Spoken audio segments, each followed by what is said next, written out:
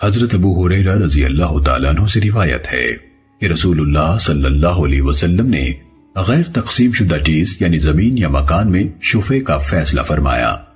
جب حد بندی ہو جائے تو پھر کوئی شفع نہیں.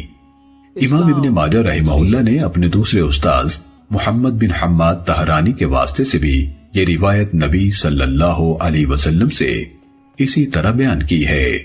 حدیث کے راوی ابو عاصم رحمہ اللہ نے کہا سعید بن مسیب کی حضرت ابو ہریرہ رضی اللہ تعالیٰ عنہ سے روایت مرسل ہے اور ابو سلمہ کی حضرت ابو ہریرہ رضی اللہ تعالیٰ عنہ سے روایت متصل ہے. سنن ابن ماجہ حدیث نمبر 2497.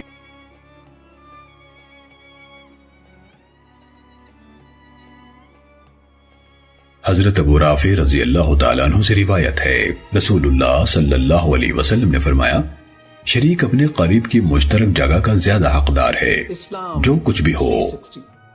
سنن ابن ماجہ حدیث نمبر 2498.